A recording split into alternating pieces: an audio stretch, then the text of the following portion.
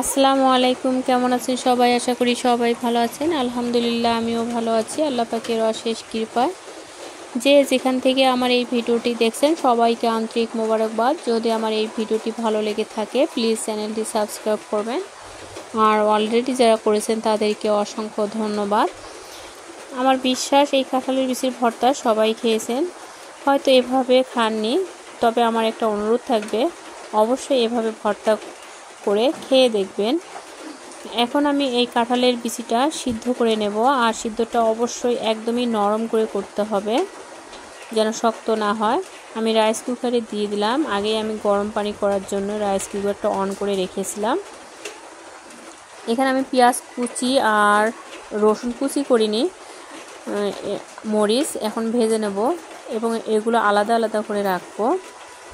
আর পেঁয়াজের সঙ্গে যখন মরিচ রাখা হয় সেই মরিচটা কিন্তু নরম হয়ে যায় আর মসমসে থাকে না, এই জন্য এটা আমি আলাদাভাবে রাখবো।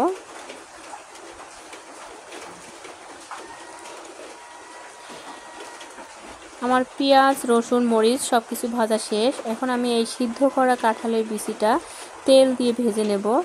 এখন একদম নরম, তেল দিয়ে ভাজার পর এটা আরও স্বাদটা দ্বিগুণ বেড়ে যাবে।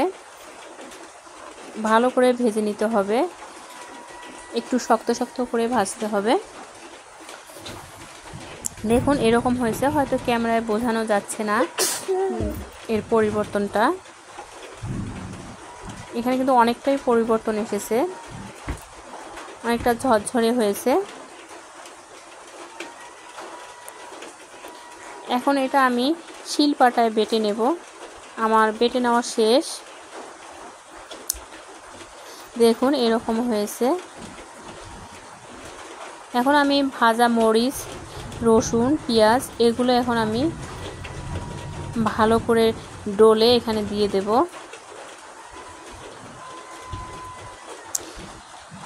আর লবণটা স্বাদ মতোই তো দিতে হবে, এখানে পরিমাণের কিছুই নেই। আর আমি ভর্তাটাতে একটু ঝাল বেশি দিয়েছি, কারণ ভর্তাতে ঝাল না দিলে ভালো লাগে না। সবাই ভালো থাকিয়েন। আসসালামু আলাইকুম।